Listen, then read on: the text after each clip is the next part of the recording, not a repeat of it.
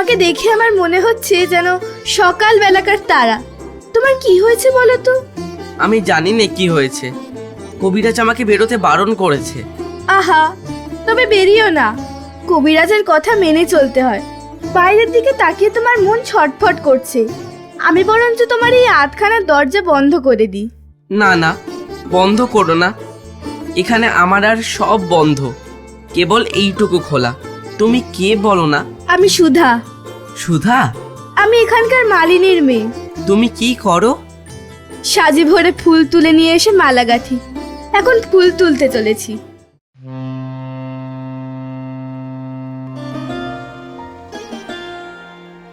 মনের বন্দরে দাঁড়িয়ে নোয়ার গল্প জাহাজ এখন শুধু গল্পের সাগরে পাড়ি দেওয়ার অপেক্ষা।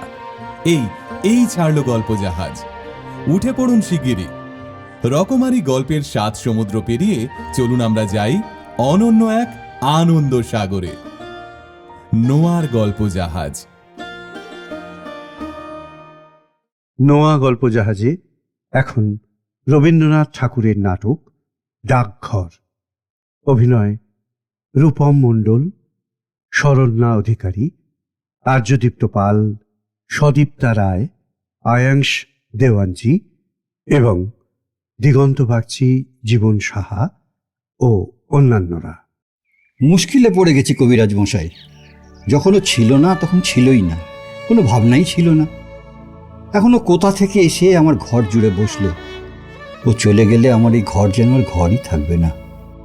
কবিরাজ মশাই, আপনি কি মনে করেন ওকে আবার? ওর ভাগ্যে যদি আয়ু থাকে তাহলে দীর্ঘকাল বাঁচতেও পারে, কিন্তু আয়ুর্বেদে যেরকম লিখছে তাতে তো। বলেন কি? শাস্ত্রে বলছেন পৈত্তিকান সন্নিপাতজন কফবাত সমুদ্ভাবন। থাক থাক থাক থাক, আপনি আর ওই শ্লোকগুলো আওড়াবেন না, ওতে আর আমার ভয় বেড়ে যায়। এখন কি করতে হবে সেইটা বলে দিন। খুব সাবধানে রাখতে হবে। কি বিষয়ে সাবধান হতে হবে সেইটা স্থির করে দিয়ে যান।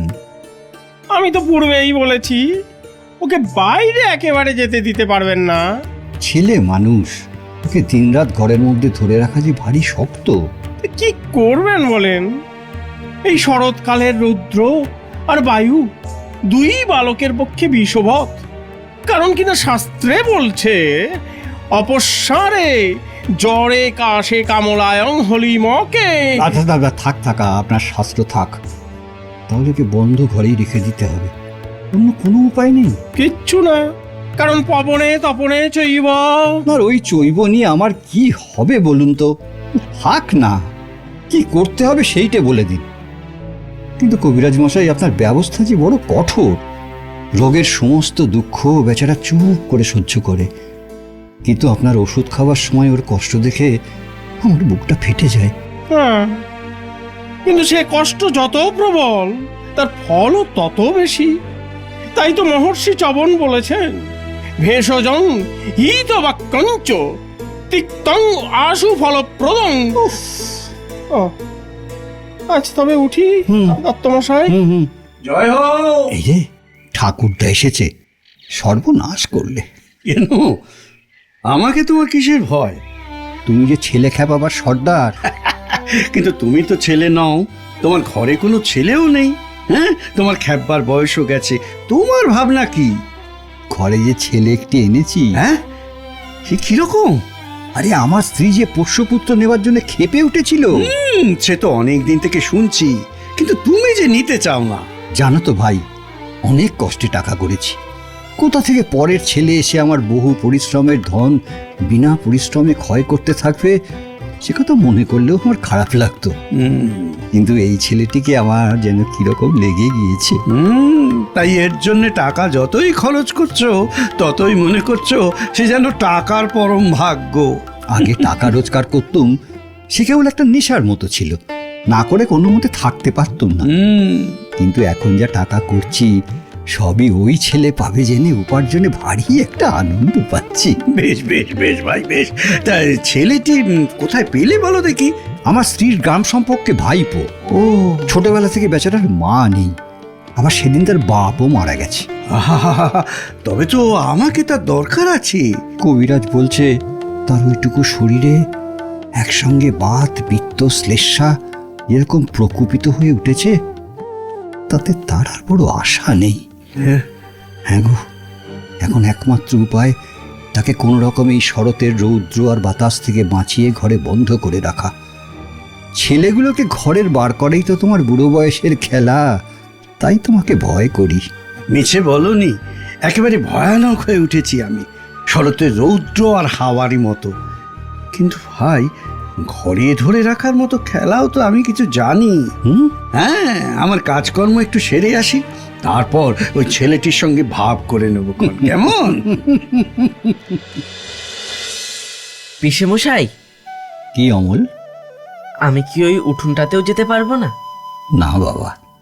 ওই যেখানটাতে পিসিমা জাঁতা দিয়ে ডাল ভাঙেন, ওই দেখো না, যেখানে ভাঙা ডালের খুঁতগুলি দুই হাতে তুলে নিয়ে লেজের ওপর ভর দিয়ে বসে কাঠবিড়ালি কুটুস কুটুস করে খাচ্ছে, ওখানে আমি যেতে পারবো না? না বাবা। আমি যদি কাঠবিড়ালি হতুম তবে বেশ হতো, কিন্তু পিসেমশাই আমাকে কেন বেরোতে দেবে না?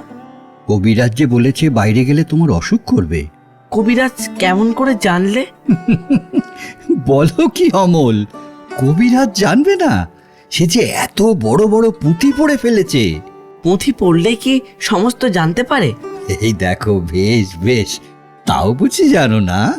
আমি যে পুঁথি কিছুই পড়িনি, তাই জানি না। দেখো, বড় বড় পণ্ডিতেরা সব তোমারই মতো। তারা ঘর থেকে তো বেরোয় না। বেরোয় না? না না না, কখন বেরোবে বলো? তারা বসে বসে কেবল পুঁথি পড়ে, আর কোনো দিকেই তাদের চোখ নেই। অমল বাবু, তুমিও বড় হলে পণ্ডিত হবে, বসে বসে এত বড় বড় সব পুঁথি পড়বে, সবাই দেখে একেবারে আশ্চর্য হয়ে যাবে। না না পিসেমশাই, তোমার দুটি পায়ে পড়ি। পিসেমশাই, আমি পণ্ডিত হব না। সে কি কথা অমল? যদি পণ্ডিত হতে পারতুম তাহলে তো আমি বেঁচে যেতুম। আমি যা আছে সব দেখব, কেবল দেখেই বেড়াবো। শোনো একবার, দেখবে কি? আরে বাবা, দেখবার তো আছেই বাকি। আমাদের জানলার কাছে বসে যেই দূরে পাহাড় দেখা যায়, আমার ভারী ইচ্ছা করে ওই পাহাড়টা পার হয়ে চলে যাই। কি পাগলের মতো কথা! কাজ নেই, কর্ম নেই, খামোকা পাহাড়টা পার হয়ে চলে যাই? কি যে বলে তা ঠিক নেই। পাহাড়টা যখন মস্ত বেড়ার মতো উঁচু হয়ে আছে, তখন তো বুঝতে হবে ওটা পেরিয়ে যাওয়া বারণ। নইলে এই এত বড় বড় পাথর জড়ো করে এত বড় একটা কাণ্ড করার দরকার কি ছিল? পিসেমশাই, তোমার কি মনে হয় ও বারণ করছে? আমার ঠিক বোধ হয় পৃথিবীটা কথা কইতে পারে না, তাই অমনি করে নীল আকাশে হাত তুলে ডাকছে। অনেক দূরের যারা ঘরের মধ্যে বসে থাকে, তারাও দুপুরবেলা একলা জানলার ধারে বসে ওই ডাক শুনতে পায়। পণ্ডিতরা বুঝি শুনতে পায় না? তারা তো তোমার মতো খ্যাপা নয়, তারা শুনতে চায়ও না। আমার মতো খ্যাপা আমি কালকে একজনকে দেখেছিলুম। সত্যি নাকি? তা কিরকম শুনি? তার কাঁধে এক বাঁশের লাঠি, লাঠির আগায় একটা পুঁটলি বাঁধা, তার বাঁ হাতে একটা ঘটি। পুরনো একজোড়া নাগরা জুতো পরে সে এই মাঠের পথ দিয়ে ওই পাহাড়ের দিকেই যাচ্ছিল। আমি তাকে ডেকে জিজ্ঞাসা করলুম, তুমি কোথায় যাচ্ছ? সে বললে, কি জানি, যেখানে হয়। আমি জিজ্ঞাসা করলুম, কেন যাচ্ছ? সে বললে, কাজ খুঁজতে যাচ্ছি। আচ্ছা পিসেমশাই, কাজ কি খুঁজতে হয়? হয় বই কি, কত লোক কাজ খুঁজে বেড়ায়। বেশ তো, আমিও তাদের মতো কাজ খুঁজে বেড়াবো। যদি খুঁজে না পাও? খুঁজে যদি না পাই তো আবার খুঁজবো। তারপরে সেই নাগরা জুতো পরা লোকটা চলে গেল। আমি দরজার কাছে দাঁড়িয়ে দাঁড়িয়ে দেখতে লাগলুম, সেই যেখানে ডুমুর গাছের তলা দিয়ে ঝর্ণা বয়ে যাচ্ছে, সেইখানে সে লাঠি নামিয়ে রেখে ঝর্ণার জলে আস্তে আস্তে পা ধুয়ে নিল। বটে। তারপর পুটুলি খুলে ছাতু বের করে জল দিয়ে মেখে নিয়ে খেতে লাগলো। খাওয়া হয়ে গেলে আবার পুটুলি বেঁধে ঘাড়ে করে নিলে। পায়ের কাপড় গুটিয়ে নিয়ে সেই ঝর্ণার ভিতর নেমে জল কেটে কেটে কেমন পার হয়ে চলে গেল। পিসিমাকে বলে রেখেছি ওই ঝর্ণার ধারে গিয়ে একদিন আমি ছাতু খাবো। তা পিসিমা কি বললে? পিসিমা বললেন, তুমি ভালো হও, তারপর তোমাকে ওই ঝর্ণার ধারে নিয়ে গিয়ে ছাতু খাইয়ে আনবো। কবে আমি ভালো হব? আর তো দেরি নেই বাবা। দেরি নেই? ভালো হলেই কিন্তু আমি চলে যাব। কোথায় যাবে? কত বাঁকা বাঁকা ঝর্ণার জলে আমি পা ডুবিয়ে ডুবিয়ে পার হতে হতে চলে যাব। দুপুরবেলায় সবাই যখন ঘরে দরজা বন্ধ করে শুয়ে আছে, তখন আমি কোথায়, কত দূরে, কেবল কাজ খুঁজে খুঁজে বেড়াতে বেড়াতে চলে যাব। আচ্ছা বেশ বেশ, আগে তুমি ভালো হও, তারপরে তুমি। তারপরে আমাকে পণ্ডিত হতে বলো না পিসমশাই। তাহলে তুমি কি হতে চাও বলো? এখন আমার কিছু মনে পড়ছে না। আচ্ছা, আমি ভেবে বলবো। ঠিক আছে, কিন্তু তুমি অমন করে যে সে বিদেশি লোককে ডেকে ডেকে কথা বলো না। বিদেশি লোক আমার ভারী ভালো লাগে। তারা যদি তোমাকে ধরে নিয়ে যেত? তাহলে তো সে বেশ হতো, কিন্তু আমাকে তো কেউ ধরে নিয়ে যায় না, সবাই কেবল বসিয়ে রেখে দেয়। ও ইয়ে অমল, আমার কাজ আছে, আমি চললুম। হ্যাঁ, কিন্তু বাবা দেখো, বাইরে যেন বেরিয়ে যেও না। যাব না, কিন্তু পিসমশাই রাস্তার ধারের এই ঘরটাতে আমি বসে থাকবো। বেশ।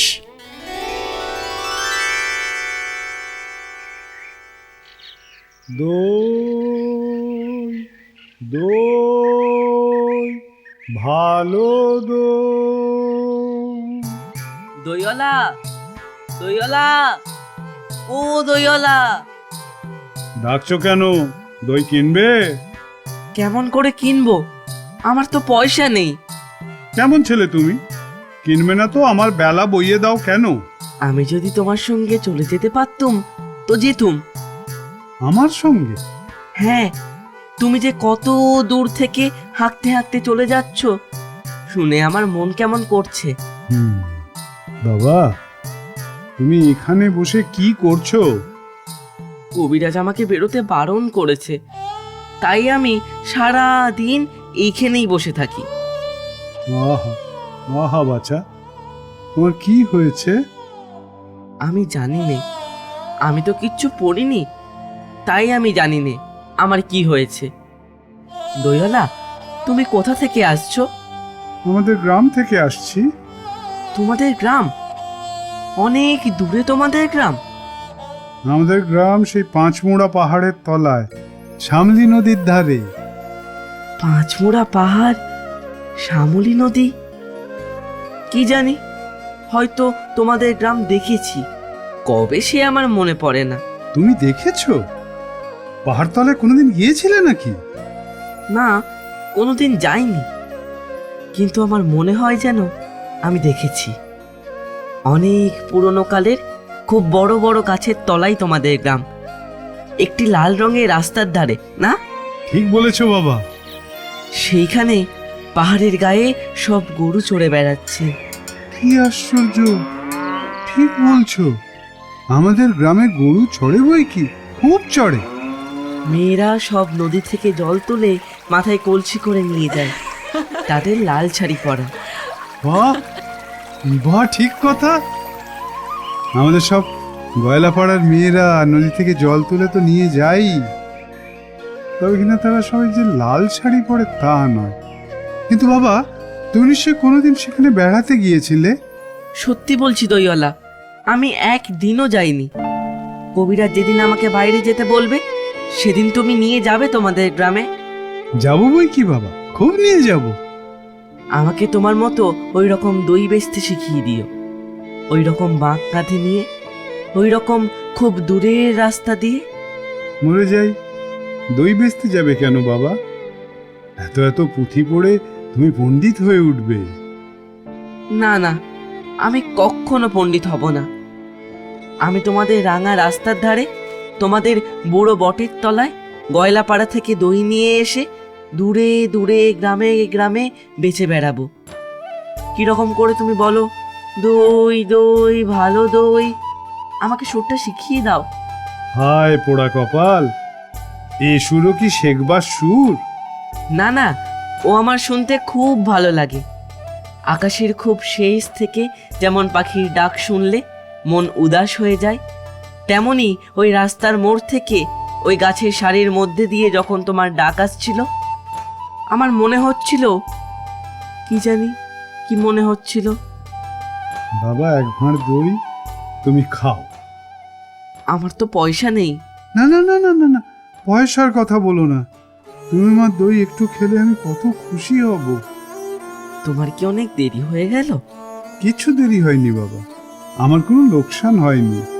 দই বেচতে যে কত সুখ সে তোমার কাছে শিখে নিলুম। দই দই দই ভালো দই, সেই পাঁচপোড়া পাহাড়ের তলায় শ্যামলী নদীর ধারে গয়লাদের বাড়ির দই। তারা ভোরের বেলায় গাছের তলায় গরু দাঁড় করিয়ে দুধ দই, সন্ধ্যাবেলায় মেয়েরা দই পাতে সেই দই। দই দই ভালো দই। এই যে রাস্তায় প্রহরী পাইচারি করে বেড়াচ্ছে। প্রহরী, প্রহরী, একটিবার শুনে যাও না প্রহরী। অমন করে ডাকাডাকি করছো কেন? আমাকে ভয় করো না তুমি? কেন? তোমাকে কেন ভয় করব? যদি তোমাকে ধরে নিয়ে যাই? কোথায় নিয়ে যাবে? অনেক দূরে, ওই পাহাড় পেরিয়ে। একেবারে রাজার কাছে যদি নিয়ে যাই? রাজার কাছে নিয়ে যাও না, আমাকে নিয়ে যাও। কিন্তু আমাকে যে কবিরাজ বাইরে যেতে বারণ করেছে, আমাকে কেউ কোথাও ধরে নিয়ে যেতে পারবে না। আমাকে কেবল দিনরাত্রি এখানেই বসে থাকতে হবে। কবিরাজ বারণ করেছে? আহা, তাই বটে। তোমার মুখ যেন সাদা হয়ে গেছে, চোখের কোলে কালি পড়েছে, তোমার হাত দুখানিতে শিরগুলি দেখা যাচ্ছে।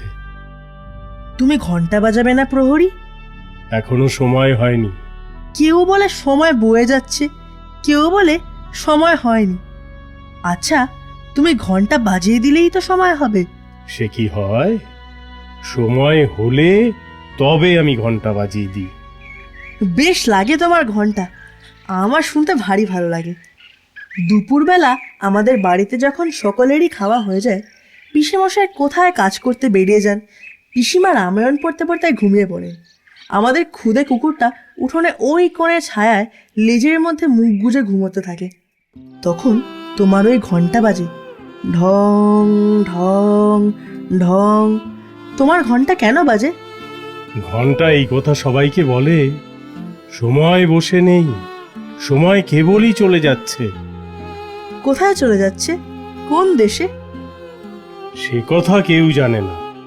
সে দেশ বুঝি কেউ দেখে আসেনি? আমার ভারী ইচ্ছা করছে ওই সময়ের সঙ্গে চলে যাই, যে দেশের কথা কেউ জানে না, সেই অনেক দূরে। সে দেশে সবাইকেই যেতে হবে বাবা। আমাকেও যেতে হবে? হ্যাঁ, হবে বই কি।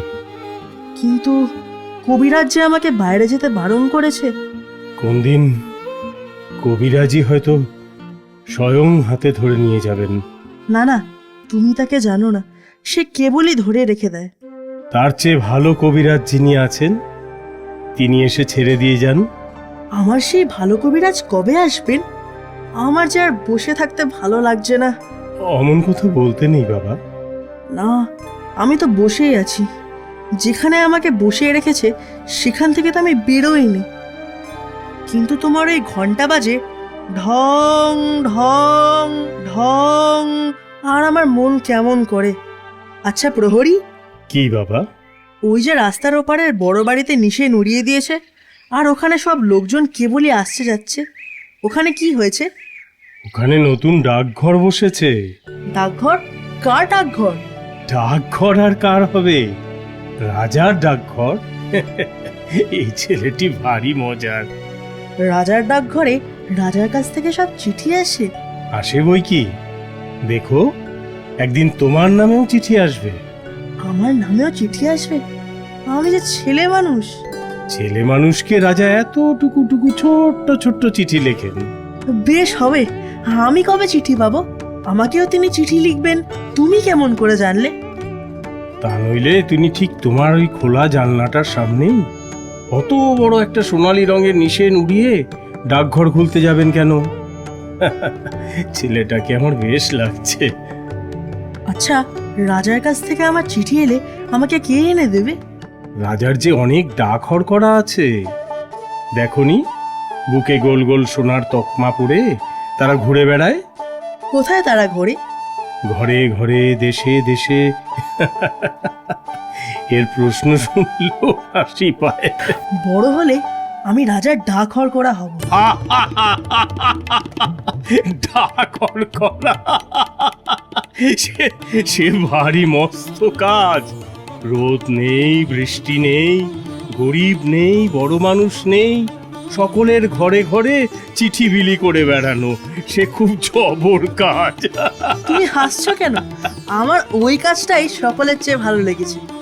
না না, তোমার কাজও খুব ভালো।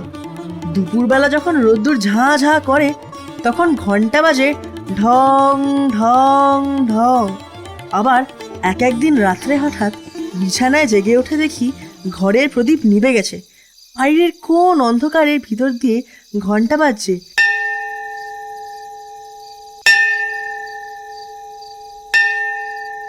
ঢং ঢং ঢং। মাধব আছো নাকি? এই, মাধব দত্ত? ওই যে মোড়ল আসছে, এবার আমি পালাই। ও যদি দেখতে পায় তোমার সঙ্গে গল্প করছি তাহলেই মুশকিল বাঁধাবে। কই মোড়ল? কই কই? ওই যে অনেক দূরে, মাথায় একটা মস্ত গোল পাতার ছাতি। ওকে বুঝি রাজা মোড়ল করে দিয়েছে? আরে না, ও আপনিই মোড়লই করে। যে ওকে না মানতে চায় ও তার সঙ্গে দিনরাত এমনি লাগে যে ওকে সকলেই ভয় করে। কেবল সকলের সঙ্গে শত্রুতা করেই ও আপনার ব্যবসা চালায়।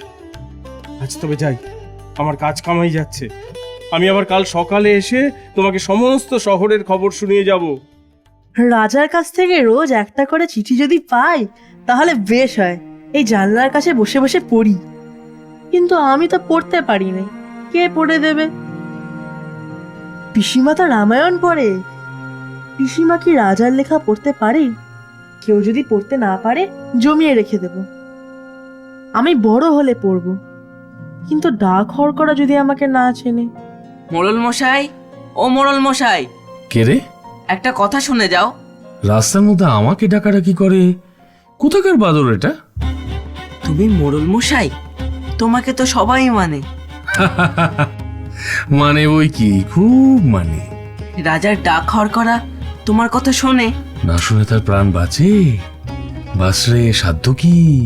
তুমি ডাক হর করাকে বলে দেবে আমারই নাম অমল, আমি এই জানলার কাছটাতে বসে থাকি। কেন বলো দেখি? আমার নামে যদি চিঠি আসে। তোমার নামে চিঠি?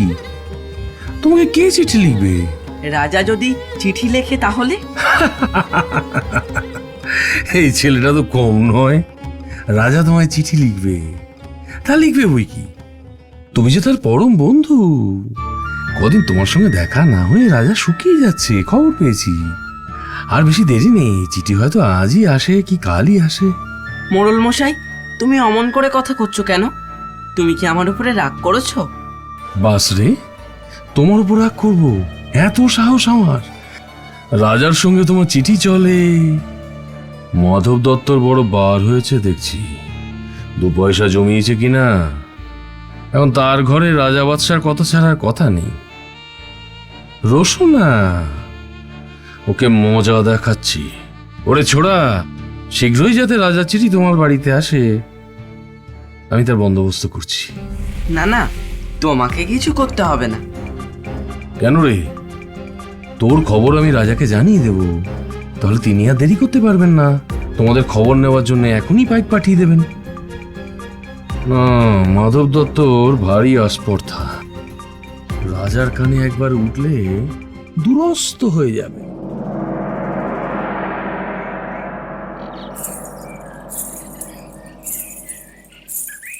কে তুমি? মল ঝমঝম করতে করতে চলেছো? একটু দাঁড়াও না ভাই। আমার কি দাঁড়াবার জো আছে? বেলা বয়ে যায় যে। তোমার দাঁড়াতে ইচ্ছা করছে না? আমারও এখানে আর বসে থাকতে ইচ্ছা করে না। তোমাকে দেখে আমার মনে হচ্ছে যেন সকাল বেলাকার তারা। তোমার কি হয়েছে বলো তো? আমি জানি না কি হয়েছে, কবিরাজ আমাকে বেরোতে বারণ করেছে। আহা, তবে বেরিও না। কবিরাজের কথা মেনে চলতে হয়, দুরন্তপনা করতে নেই, তাহলে লোকে দুষ্টু বলবে। বাইরের দিকে তাকিয়ে তোমার মন ছটফট করছে। আমি বরঞ্চ তোমার এই আধখানা দরজা বন্ধ করে দিই। না না, বন্ধ করো না, এখানে আমার আর সব বন্ধ, কেবল এইটুকু খোলা। তুমি কে বলো না? আমি তো তোমাকে চিনি নে। আমি সুধা। সুধা? জানো না, আমি এখানকার মালিনীর মেয়ে। তুমি কি করো? সাজি ভরে ফুল তুলে নিয়ে এসে মালা গাঁথি। এখন ফুল তুলতে চলেছি। ফুল তুলতে চলেছ? তাই তোমার পা দুটি এমন খুশি হয়ে উঠেছে। যতই চলেছ মল বাজছে ঝমঝম ঝমঝম। আমি যদি তোমার সঙ্গে যেতে পারতুম, তাহলে উঁচু ডালে যেখানে দেখা যায় না সেইখান থেকে আমি তোমাকে ফুল পেড়ে দিতুম। তাই বই কি, ফুলের খবর আমার চেয়ে তুমি নাকি বেশি জানো? জানি জানি, আমি খুব জানি। আমি 7 ভাই চম্পার খবর জানি। আমার মনে হয় আমাকে যদি সবাই ছেড়ে দেয়, তাহলে আমি চলে যেতে পারি খুব ঘন বনের মধ্যে, যেখানে রাস্তা খুঁজে পাওয়া যায় না। সরু ডালের সব আগায় যেখানে মনুয়া পাখি বসে বসে দোল খায়, সেইখানে আমি চাপা হয়ে পড়তে পারি। তুমি আমার পারুল দিদি হবে। কি বুদ্ধি তোমার! আমি পারুল দিদি কি করে হব? আমি যে সুধা, আমি শশী মালিনীর মেয়ে। আমাকে রোজ এত এত মালা গাঁথতে হয়। আমি যদি তোমার মতন এখানে বসে থাকতে পারতাম, তাহলে কেমন মজা হতো। তাহলে সমস্ত দিন কি করতে? আমার বেনে বউ পুতুল আছে, তার বিয়ে দিতুম। আমার টুসি মেনি আছে, তাকে নিয়ে যাই। বেলা বয়ে যাচ্ছে, দেরি হলে ফুল আর থাকবে না। আমার সঙ্গে আর একটু গল্প করো না, আমার খুব ভালো লাগছে। আচ্ছা বেশ, তুমি দুষ্টুমি করো না। লক্ষ্মী ছেলে হয়ে এখানেই স্থির হয়ে বসে থাকো। আমি ফুল তুলে ফেরবার পথে তোমার সাথে গল্প করে যাব। আর আমাকে একটি ফুল দিয়ে যাবে? ফুল অমনি কেমন করে দেব? দাম দিতে হবে যে। আমি যখন বড় হব তখন তোমাকে দাম দেব। আমি কাজ খুঁজতে চলে যাব ওই ঝর্ণা পার হয়ে, তখন তোমাকে দাম দিয়ে যাব। আচ্ছা বেশ। তুমি তাহলে ফুল তুলে আসবে? আসবো। আসবে? আসবো। আসবে তো? আমাকে ভুলে যাবে না? না, ভুলবো না। দেখো, মনে থাকবে। আমার নাম অমল, মনে থাকবে তোমার? দেখো, মনে থাকবে। চল চল চল ভাই, তোমরা সব কোথায় যাচ্ছ ভাই? একবার একটুখানি এইখানে দাঁড়াও না। আমরা খেলতে চলেছি। কি খেলবে তোমরা ভাই? আমরা চাষ খেলা খেলবো। এই যে হাতে লাঠি দেখছো, আমাদের লাঙল। আর আমরা দুজনে তুই গরু হব। সমস্ত দিন খেলবে? হ্যাঁ, সমস্ত দিন। তারপর সন্ধ্যার সময় নদীর ধার দিয়ে দিয়ে বাড়ি ফিরে আসবে? হ্যাঁ, সন্ধ্যার সময় ফিরবো। আমার এই ঘরের সামনে দিয়েই ফিরো ভাই। তুমি বেরিয়ে এসো না, খেলতে চলো। কবিরাজ আমাকে বেরিয়ে যেতে মানা করেছে। কবিরাজ? কবিরাজের মানা তুমি শোনো বুঝি? চল ভাই চল, আমাদের দেরি হয়ে যাচ্ছে। না ভাই, তোমরা আমার এই জানলার সামনে রাস্তায় দাঁড়িয়ে একটু খেলা করো, আমি একটু দেখি। এখানে কি নিয়ে খেলবো? এই যে আমার সব খেলনা পড়ে রয়েছে, এসব তোমরাই নাও ভাই। দেখি দেখি দেখি দেখি দেখি। ঘরের ভিতর একলা খেলতে ভালো লাগে না, এসব ধুলোই ছড়ানো পড়েই থাকে, এ আমার কোনো কাজে লাগে না। বাবা, কি চমৎকার খেলনা! এই যে জাহাজ, এই যে জটাপরি। দেখছিস ভাই, কেমন সুন্দর সেপাই। এসব তুমি আমাদের দিয়ে দিলে? তোমার কষ্ট হচ্ছে না? না, কিছু কষ্ট হচ্ছে না, সব তোমাদের দিলুম। আর কিন্তু ফিরিয়ে দেব না। না, ফিরিয়ে দিতে হবে না। কেউ তো বকবে না? কেউ না, কেউ না। কিন্তু রোজ সকালে তোমরা এই খেলনাগুলো নিয়ে আমার এই দরজার সামনে খানিকক্ষণ ধরে খেলো। আবার এগুলো যখন পুরনো হয়ে যাবে, আমি নতুন খেলনা আনিয়ে দেব। বেশ ভাই, আমরা রোজ এখানে খেলতে আসবো। ও ভাই, সেপাইগুলোকে এখানে সব সাজা, আমরা লড়াই লড়াই খেলি। বন্দুক কোথায় পাই? ওই যে একটা মস্ত সরকাটি পড়ে আছে, ওইটাকে ভেঙে ভেঙে নিয়ে আমরা বন্দুক বানাই। কিন্তু ভাই, তুমি যে ঘুমিয়ে পড়ছো। হ্যাঁ, আমার ভারী ঘুম পেয়ে আসছে। জানি নে কেন আমার থেকে থেকে ঘুম পায়। অনেকক্ষণ বসে আছি আমি, আর বসে থাকতে পারছি না, আমার পিঠ ব্যথা করছে। এখন যে সবে 1 প্রহর বেলা, এখনই তোমার ঘুম পায় কেন? ওই শোনো, 1 প্রহরের ঘন্টা বাজছে? হ্যাঁ, ওই যে বাজছে, ঢং ঢং ঢং, আমাকে ঘুমোতে যেতে ডাকছে। তবে আমরা এখন যাই। আবার কাল সকালে আসবো। যাবার আগে তোমাদের একটা কথা আমি জিজ্ঞাসা করি ভাই, তোমরা তো বাইরে থাকো, তোমরা ওই রাজার ডাকঘরের ডাকঘর করাতে চেনো? হ্যাঁ, চিনি বই কি, খুব চিনি। কে তারা? নাম কি? একজন আছে বাদল হরকরা, একজন আছে শরৎ, আরো কত আছে। আচ্ছা, আমার নামে যদি চিঠি আসে, তারা কি আমাকে চিনতে পারবে? কেন পারবে না? চিঠিতে তোমার নাম থাকলেই তারা তোমাকে ঠিক চিনে নেবে। কাল সকালে যখন আসবে, তাদের একজনকে ডেকে এনে আমাকে চিনিয়ে দিও না। আচ্ছা দেব। চল চল চল, আমরা আমরা খেলতে যাই। পিসেমশাই, আজ আর আমি সেই জানলার কাছেও যেতে পারবো না, কবিরাজ বারণ করেছে। হ্যাঁ বাবা, সেখানে রোজ রোজ বসে থেকেই তো তোমার ব্যায়ামও বেড়ে গেছে। না পিসেমশাই, না, আমার ব্যামোর কথা আমি কিছুই জানি না, কিন্তু সেখানে থাকলে আমি খুব ভালো থাকি। সেখানে বসে বসে তুমি এই শহরের যত রাজ্যের ছেলে বুড়ো সকলের সঙ্গেই ভাব করে নিয়েছ। আমার দরজার কাছে রোজ যেন একটা মস্ত মেলা বসে যায়। এতেও কি কখনো শরীর টেকে? দেখো দেখি, আজ তোমার মুখখানা কিরকম ফ্যাকাশে হয়ে গেছে। পিসেমশাই, আমার সেই ফকির হয়তো আজ আমাকে জানলার কাছে না দেখতে পেয়ে চলে যাবে। তোমার আবার ফকির কে? সেই যে রোজ আমার কাছে এসে নানা দেশ বিদেশের কথা বলে যায়, শুনতে আমার ভারী ভালো লাগে। কই, আমি তো কোনো ফকিরকে জানি না। এই ঠিক তার আসবার সময় হয়েছে। তোমার পায়ে পড়ি, তুমি তাকে একবার বলে এসো না, সে যেন আমার ঘরে এসে একবার বসে। জয় হোক, জয় হোক। এই যে ফকির, এসো এসো, আমার বিছানায় এসে বসো। এ কি, এ যে আমি ফকির। তুমি যে কি নও তা ভেবে পাইনি। এবারে তুমি কোথায় গিয়েছিলে ফকির? আমি আমি ক্রৌঞ্চ দ্বীপে গিয়েছিলাম, সেইখান থেকেই এই মাত্র আসছি। ক্রৌঞ্চ দ্বীপে? এতে আশ্চর্য হও কেন? তোমাদের মতো আমাকে পেয়েছো। আমার তো যেতে কোনো খরচ নেই, আমি যেখানে খুশি যেতে পারি। তোমার ভারী মজা। আমি যখন ভালো হব তখন তুমি আমাকে চেলা করে নেবে বলেছিলে, মনে আছে ফকির? খুব মনে আছে। বেড়াবার এমন সব মন্ত্র শিখিয়ে দেব যে সমুদ্রে, পাহাড়ে, অরণ্যে কোনো কিছুতে বাধা দিতে পারবে না। এসব কি পাগলের মতো কথা হচ্ছে তোমাদের?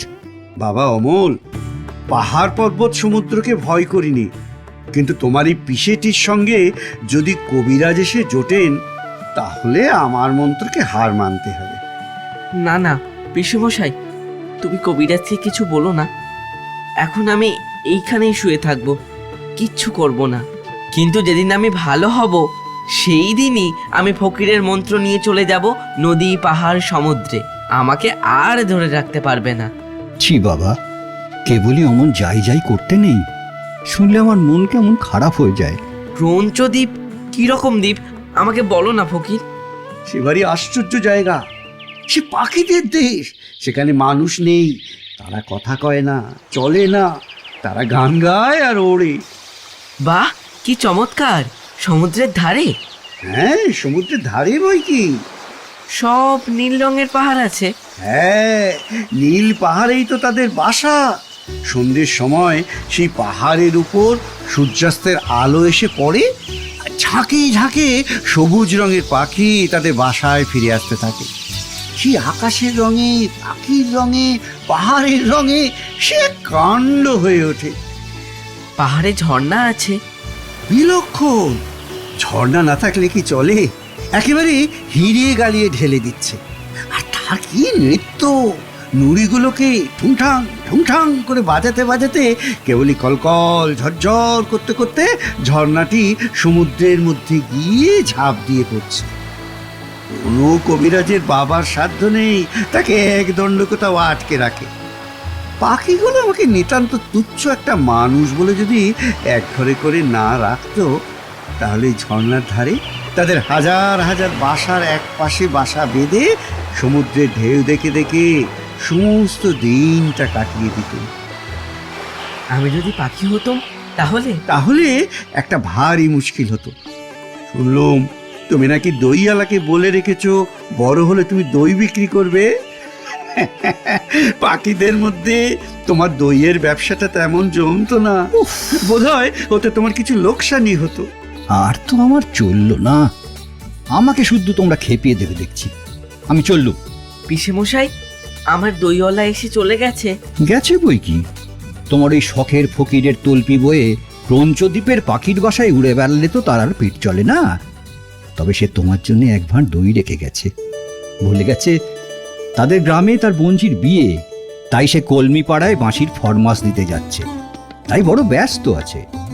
সে যে বলেছিল আমার সঙ্গে তার ছোট বোনঝিটির বিয়ে দেবে। তবে তো ভারী মুশকিল দেখছি। বলেছিল সে আমার টুকটুকে বউ হবে, তার নাকে নোলক, তার লাল ডোরের শাড়ি। সে সকালবেলা নিজের হাতে কালো গরু দুইয়ে নতুন মাটির ভাঁড়ে আমাকে ফেনা শুদ্ধ দুধ খাওয়াবে, আর সন্ধ্যের সময় গোয়াল ঘরের প্রদীপ দেখিয়ে এসে আমার কাছে বসে 7 ভাই চম্পার গল্প করবে। বাবা বাবা, খাসা বউ তো। আমি যে ফকির মানুষ, আমারই লোভ হয়। উফ, ভয় নেই, এবারকার মতো বিয়ে দিক না। আমি তোমাকে বলছি, তোমার দরকার হলে কোনো দিন ওর ঘরে বঞ্জির অভাব হবে না। আরে যাও যাও যাও যাও, আর তো পারা যায় না। ফকির, পিসেমশাই তো গিয়েছেন, এইবার আমাকে চুপি চুপি বলো না, ডাকঘরে কি আমার নামে রাজার চিঠি এসেছে? হ্যাঁ, শুনেছি তার চিঠি রওনা হয়ে বেরিয়েছে। সে চিঠি এখন পথে আছে। পথে? কোন পথে? সেই যে বৃষ্টি হয়ে আকাশ পরিষ্কার হয়ে গেলে অনেক দূরে দেখা যায়, সেই ঘন বনের পথে? হ্যাঁ, তবে তো তুমি সব জানো দেখছি। সেই পথেই তো। আমি সব জানি ফকির। হ্যাঁ, তাই তো দেখতে পাচ্ছি। কেমন করে জানলে বাবা? তা আমি জানিনি, আমি যেন চোখের সামনে দেখতে পাই। মনে হয় যেন আমি অনেকবার দেখেছি, সে অনেক দিন আগে। কতদিন তা মনে পড়ে না। বলবো? আমি দেখতে পাচ্ছি রাজার ডাক হরকরা পাহাড়ের উপর থেকে একলা কেবলই নেমে আসছে।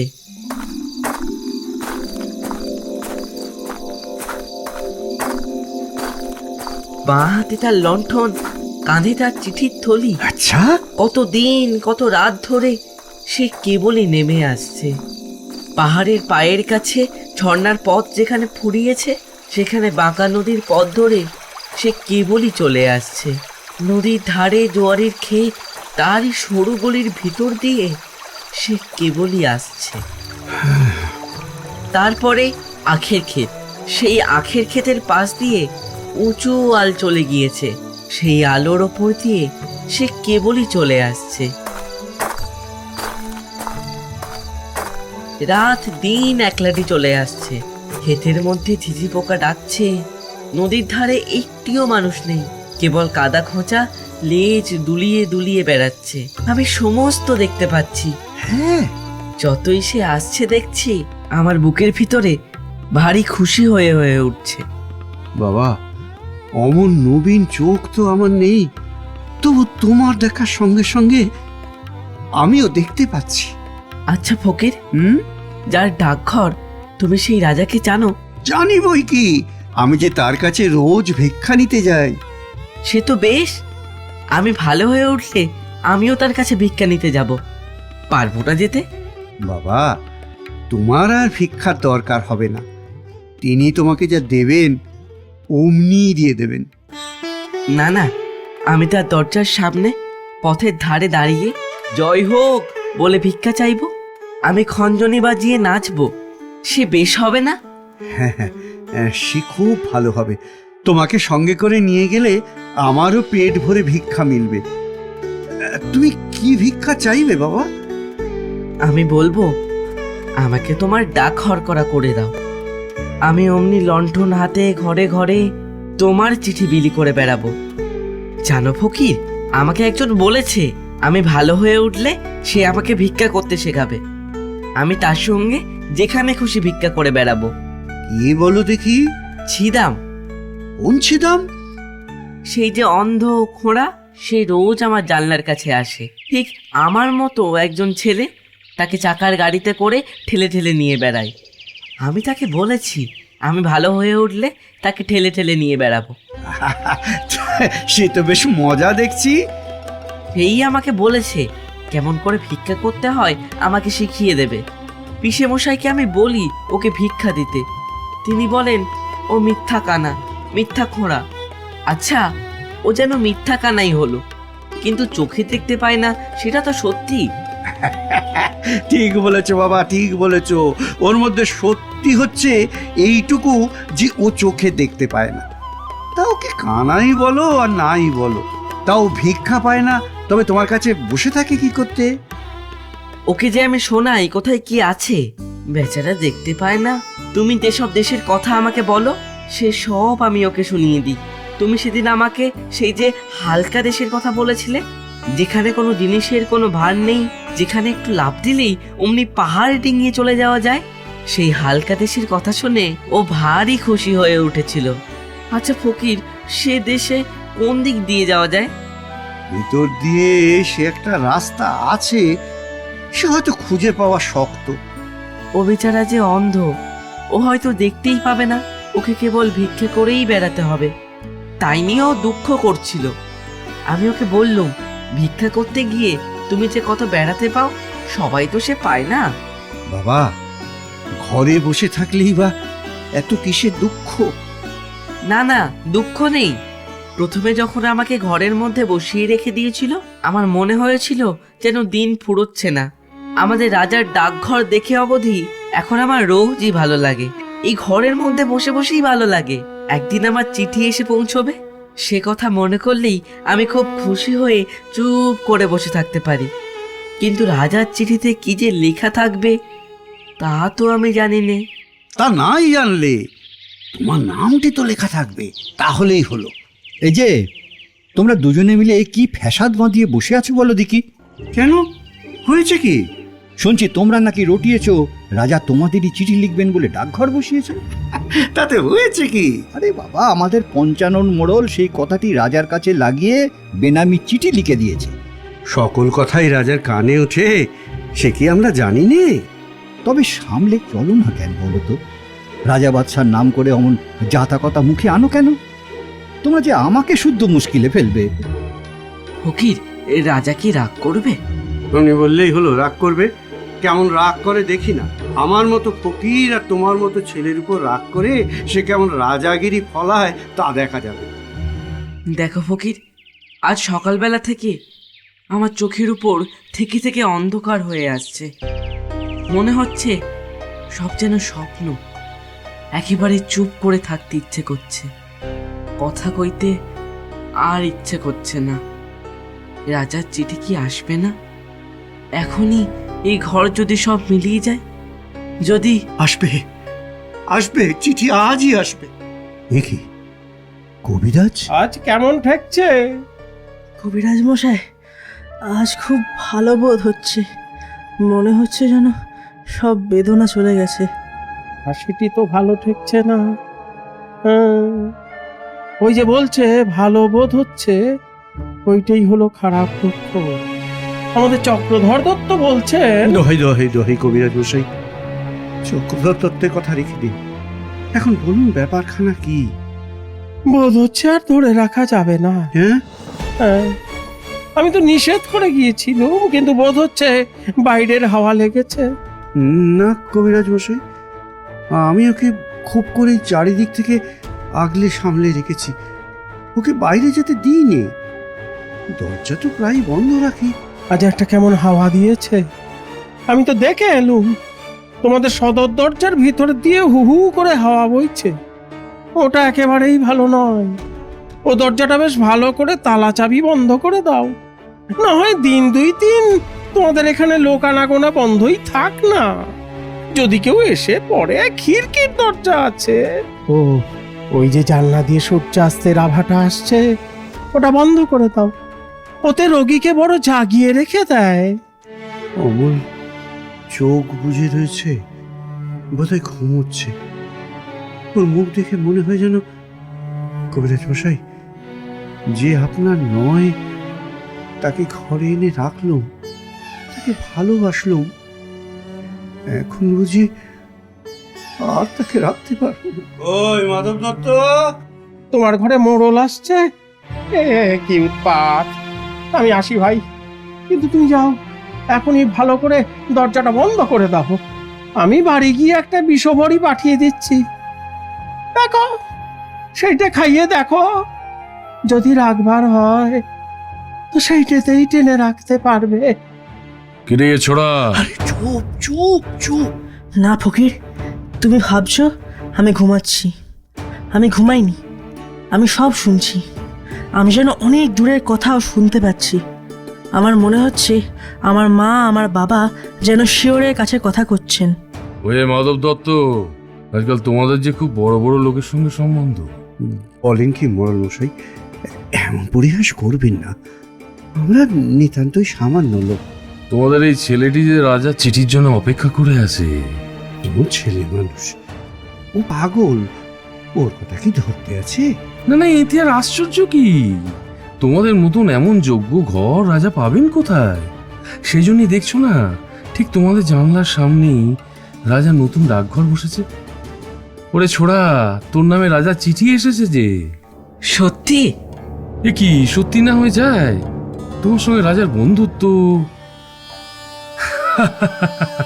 এই যে তার চিঠি। কিন্তু আমি যে এতে কিছুই দেখতে পাচ্ছি না। আমার চোখ আজ সব সাদা হয়ে গেছে। মোড়ল মশাই, বলে দাও না, এই চিঠিতে কি লেখা আছে? রাজা লিখছেন, আমি আজকালের মধ্যে তোমাদের বাড়িতে যাচ্ছি। আমার জন্য তোমাদের মুড়ি মুরগির ভোগ তৈরি করে রেখো। রাজভবন আমার আর একদণ্ড ভালো লাগছে না। মোড়ল মশাই, দোহাই দোহাই আপনার, এসব কথা নিয়ে পরিহাস করবেন না। পরিহাস? পরিহাস কিসের? পরিহাস করেন এমন সাধ্য আছে ওর? আরে ঠাকুরদা, তুমিও খেপে গেলে নাকি? হ্যাঁ, আমি খেপেছি, তাই আজ এই সাদা কাগজে অক্ষর দেখতে পাচ্ছি। রাজা লিখেছেন তিনি স্বয়ং অমলকে দেখতে আসছেন, তিনি তার রাজকবিরাজকেও সঙ্গে আনছেন। ফকির, ওই যে ফকির, তার বাজনা বাজছে, শুনতে পাচ্ছ না? তুমি আরো একটু না খেপলে তো শুনতে পাবেন না। মোড়ল মশাই, আমি মনে করতুম তুমি আমার উপর রাগ করেছ। তুমি আমাকে ভালোবাসো না। তুমি যে সত্যি রাজার চিঠি আনবে এই আমি মনে করিনি। দাও, আমাকে তোমার পায়ের ধুলো দাও। এই ছেলেটার ভক্তি শ্রদ্ধা আছে, বুদ্ধি নেই বটে, কিন্তু মনটা ভালো। এতক্ষণে 4 প্রহর হয়ে গেছে বোধ হয়। ওই যে ঢং ঢং ঢং ঢং ঢং ঢং, সন্ধ্যা তারা কি উঠেছে ফকির? আমি কেন দেখতে পাচ্ছি না? ওরা যে জানলা বন্ধ করে দিয়েছে বাবা, আমি খুলে দিচ্ছি। হলদার, হলদার! ফকির, ফকির ওকে, এ কি উৎপাত? হলদার, হলদার! কে তোমরা? হলদার! মোড়ল মশাই, এ তো ডাকাত নয়। কে রে?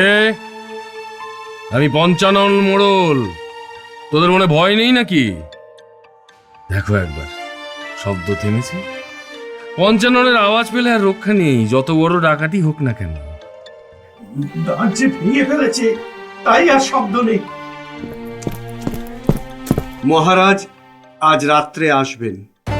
কত রাত্রে দূত? কত রাত্রে? আজ 2 প্রহর রাত্রে। যখন আমার বন্ধু প্রহরী নগরের সিংহদ্বারে ঘণ্টা বাজাবে, ঢং ঢং ঢং, তখন? হ্যাঁ, তখন রাজা তার বালক বন্ধুটিকে দেখবার জন্য তার সকলের চেয়ে বড় কবিরাজকে পাঠিয়েছেন। দেখি, চারিদিকে সমস্ত যে বন্ধ, খুলে দাও, খুলে দাও, যত দ্বার জানলা আছে সব খুলে দাও। বাবা, কেমন বোধ করছো? খুব ভালো, খুব ভালো কবিরাজ মশাই। আমার আর কোনো অসুখ নেই, কোনো বেদনা নেই।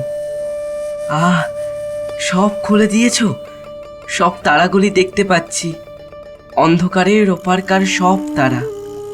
অর্ধরাত্রে যখন রাজা আসবেন তখন তুমি বিছানা ছেড়ে উঠে তার সঙ্গে বেরোতে পারবে? পারবো, আমি পারবো। বেরোতে পারলে আমি বাঁচি। আমি রাজাকে বলবো, এই অন্ধকার আকাশে ধ্রুব তারাটিকে দেখিয়ে দাও। আমি সে তারা বোধহয় কতবার দেখেছি, কিন্তু সে যে কোনটা সে তো আমি চিনি নে। তিনি সব চিনিয়ে দেবেন। এই ঘরটি রাজার আগমনের জন্য পরিষ্কার করে ফুল দিয়ে সাজিয়ে রাখো। ওই লোকটিকে তো এ ঘরে রাখা চলবে না। না না কবিরাজ মশাই, উনি আমার বন্ধু।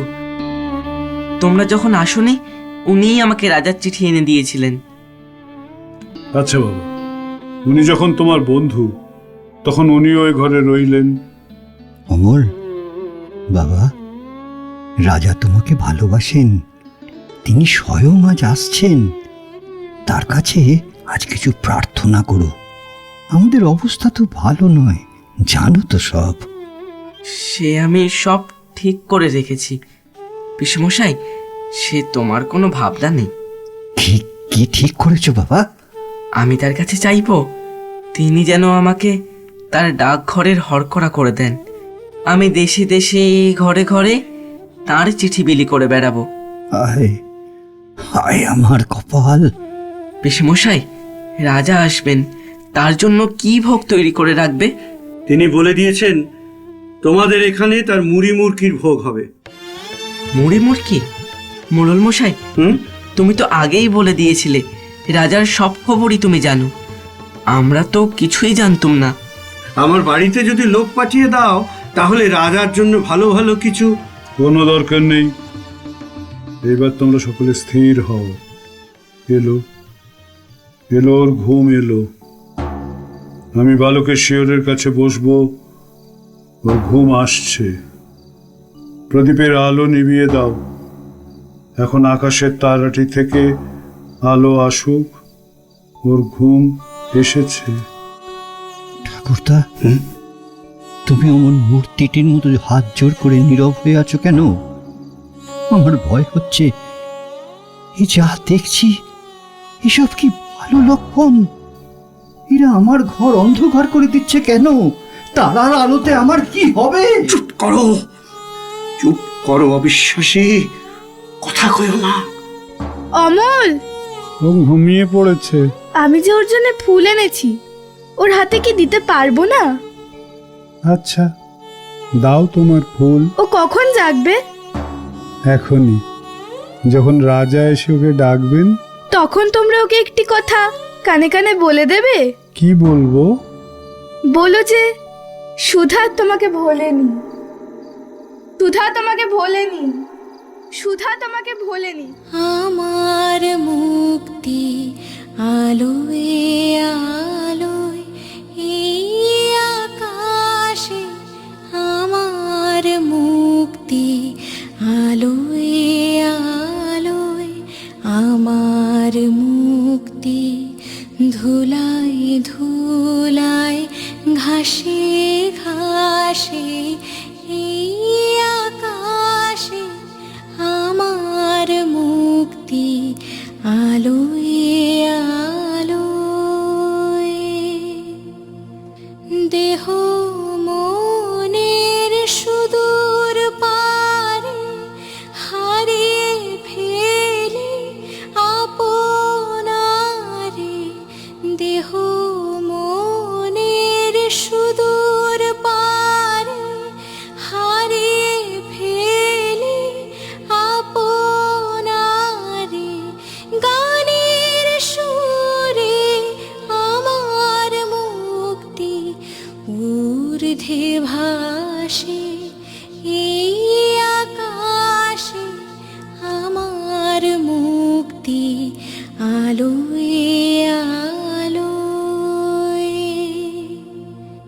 আমার মুক্তি সর্বজনের মনের মাঝে, দুঃখ বিপদ তুচ্ছ করা কঠিন কাজে বিশ্বধাতার যোগ্যশালা আত্মহোমের বহ্নি জ্বালা, বিশ্বধাতার যোগ্যশালা আত্মহোমের বহ্নি জ্বালা, জীবন যেন দিয়াহুতি মুক্তি আসে এই আকাশে, আমার মুক্তি আলোয় আলোয়। শুনলেন রবীন্দ্রনাথ ঠাকুরের নাটক ডাকঘর। বিভিন্ন চরিত্রে অভিনয় করেছেন রূপম মণ্ডল, শরণ্যা অধিকারী, আর্যদীপ্ত পাল, সদীপ্তা রায়, আয়াংশ দেওয়ানজি এবং দিগন্ত বাগচি, জীবন সাহা ও অন্যান্যরা। শুনতে থাকুন বাংলা সাহিত্যের অনুপম ভাণ্ডার নোয়া গল্প জাহাজে। প্রেস করুন বেল আইকন।